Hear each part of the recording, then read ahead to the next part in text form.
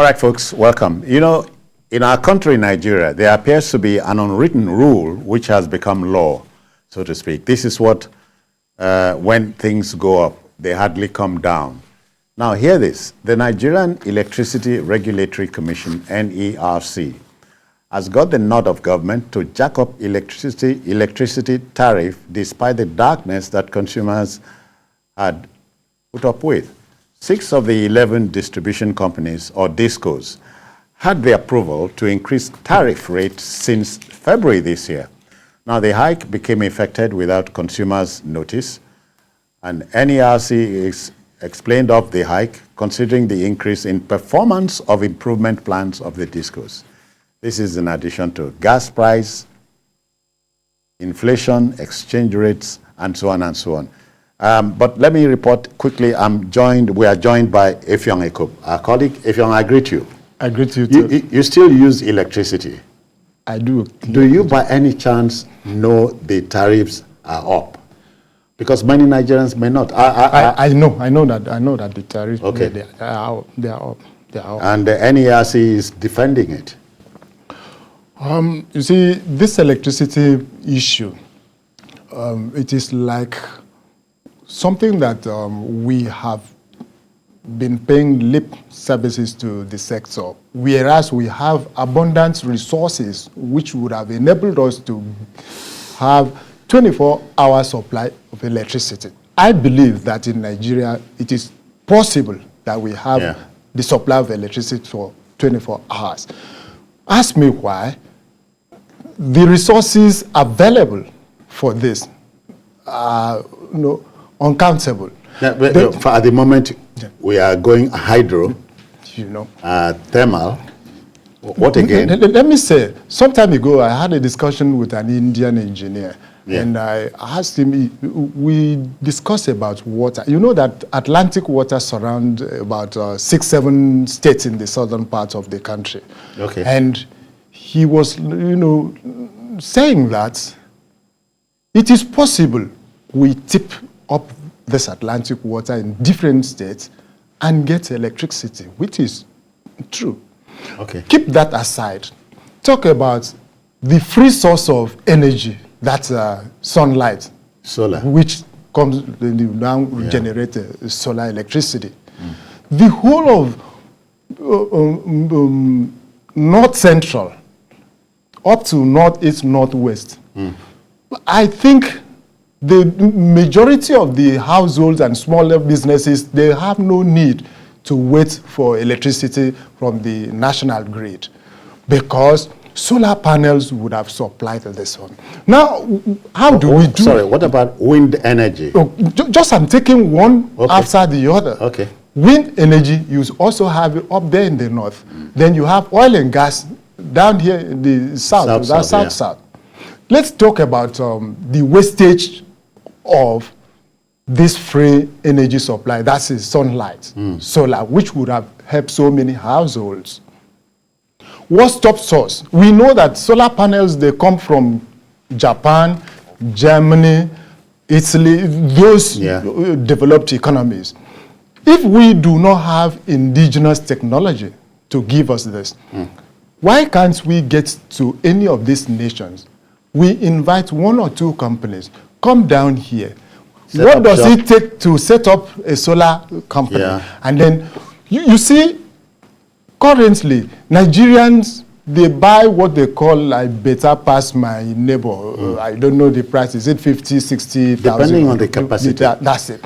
Now, you mandate this type of companies must produce solar panels to the equivalence of this I better pass my neighbor capacity, so that households will be able to use little amounts. The whole world is thinking tomorrow, today. Yes. Shifting from what do you renewable energy. You see, knowing the right things to do and not doing them is a form of cowardice. I can't imagine. It's a form of bad leadership, not just cowardice. Or is it cowardice? It is. Because you people, you are the ones who pronounce. Come on. So, it's it's terrible that we are suffering in the midst of plenty. Yes. We can't continue to suffer. Based on the choices we make. Yes, because your choices will determine whether you progress, whether you take that giant step. The Chinese came up with the idea of the giant leap. When you talk about taking the giant step, the Chinese said, we are taking the giant leap. Yeah. You know, so your choices will determine whether it is the giant step that you want to take or you want to even continue to regress. Yeah. You know, we don't want to see regression. But bad leadership will sometimes make regression inevitable. Because bad leadership does not demonstrate vision. You know? Except tunnel vision. And tunnel vision is not what anyone wants to see. You know? So I'm told that you don't take decisions based on the fear of what might happen. No, you see, certain decisions will hurt the people in the short run, but in the final analysis, they could prove to be the best decisions that you are taking. So great leaders take strong decisions. They won't mind how the people would take the decision that they've taken, as long as they are convinced in the innermost of their hearts that they are doing the best for the people. They will stand by the decision that they've taken, no matter the pressure from people. In the case of this power, our power problem, see, South Africa generates on the average about 42,000 megawatts. Nigeria is struggling to generate less than 4,000 megawatts. And we call ourselves the giant of this of the continent. Africa.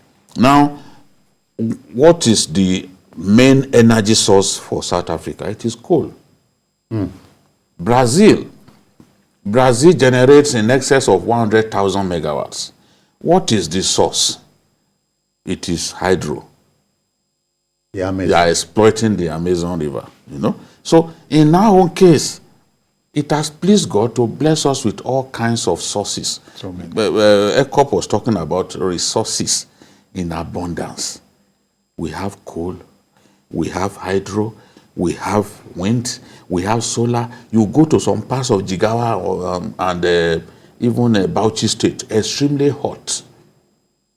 So that's solar wasting away. Yes. We are not doing that. The world is moving towards what is called the renewable energy or off-grid power supply. Yeah. I was told about an airport in India that runs 24 hours on solar. Yes, solar. Yes. The airport running on solar. So many, yes. So what are we talking about? But Lagos State Secretariat is on solar, and so it tells you it is possible. It is possible. It is possible. We just, you see, that will has to be there. That strong will to say, okay, this is our goal. We want to electrify 100,000 communities in Nigeria this month. Yeah. And then you provide them those alternative energy sources, you make it possible. And the people you will roll be it willing, out, and it's cheap. They will pay for it. They will pay. Yeah. You see, our people will pay if they are certain that, look, this supply of electricity is going to be constant. They are not going to be cheated. But what do we have with the discos? NEC was defending the discos the other day by saying, oh, they suffer from insecurity. Some of them can't recover the debts that they are being owed because of insecurity and all that. It is not the fault of the average Nigerian that we have this problem. The average Nigerian wants this problem solved. Yeah, but the average Nigerian wants electricity supply. We keep increasing tariff without the people getting the commensurate service delivery. Yeah. That is everybody knows that, yes, we have issue with inflation. We have issue with, sourcing for foreign exchange. Those problems are there. We know that in our country, prices have been going up rapidly in the last few months. Those problems are there, we admit. But who will be happy to pay for electricity that is not supplied? Let's face it, in 8 years, we have suffered more than 140 grid collapses. Yeah, okay. We're joined now by Peter. Peter is in Bauchi State. Peter, I greet you. Good evening to you. Good evening, Christian Jones, sir. I greet you, yeah. Welcome. Yeah, good evening. I'm the first caller to this program, although I've been trying for the past years. You are not the last. Go on. You won't be. You won't be the last. I'm the first caller. All right, then. Where there is so much solar potential. Yes, sir. I want to contribute to the discussion we are having right now. I've just discovered that Mr. Obadije, the orator himself, I've been watching him for the past years, and I've been willing, praying to have him get across to him. The problem we are facing in Nigeria is just the issue of corruption, and I've said this all the time that any country that is involved in corruption can never get anything right in life. That is what Nigeria. Be it security, be it electricity, be it anything in this country, they can never get anything right except and only they solve the issue of corruption in Nigeria. That's the problem we are facing. Peter, thank you very kindly. I'll be willing to take. Thank you very much. Chip in the issue of security that Obadije has been doing. Insecurity. All right, Ekop, hear this. I never knew until recently we had over 400 textile factories in this country. And you know they have almost all of them shut down because there's no electricity. Replaced by churches. And many of them were in Kaduna, Kano. And do you know that just say each textile factory engages about 5,000 workers. Yes. Multiply that. So that tells you, in a nutshell, how many people are out of jobs. So electricity is not something we should, spill milk over it. I'm worried about the way we talk about, not opening up completely that electricity sector. Can we allow as many private individuals that want to go into the sector and have the ability to do, and by extension, still following the same logic, if we allow every state to generate, exactly, if it is, as you have ability, you go into it. I agree with you. Even we shouldn't even leave it to states alone. If individuals can provide electricity, it's a private company, private enterprise. You do it. Who are the owners of? We have generating companies. Are they not individuals that own them? Davido's father is chairman of two of those power generating companies, or motor show. So individuals can provide electricity for communities if they have the wherewithal. So why not? You allow them. We've got to deregulate that sector, open up the sector, enable people to provide electricity for a fee. They will be happy. But do you know, there always will be problem with transmission. If you generate, how do you transmit? Because once it is opened up now, off-grid. If they open it up now, a lot of them will be off-grid. Yes. There will be off-grid electricity. So, my state, for instance, generates from Ikorobasi 101 megawatts.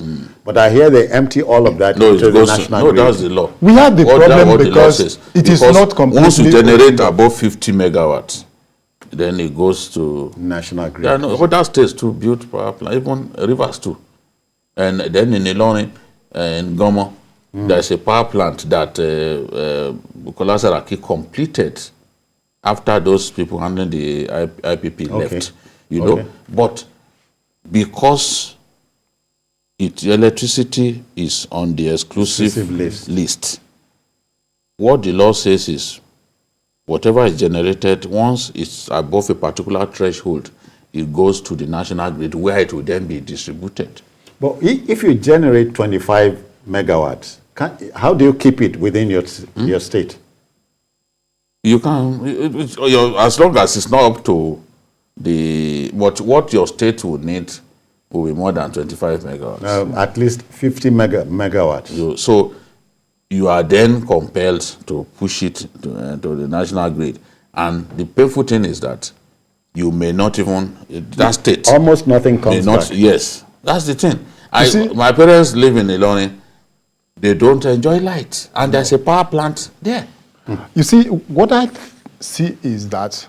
Well, sorry, my people say the man will live near water. They get drinking water for house. It happen. It happen. If we do what we did in the telecom sector, then we do not have any reason to complain. Yes. Open it completely. Throw it open and allow people to bid and go. So who is afraid of those who will be able to survive the operations, they have genuine business going. Those who cannot, then the business will collapse. How many media houses, how many newspaper magazines have we set up and then in Lagos, we have talked about it here.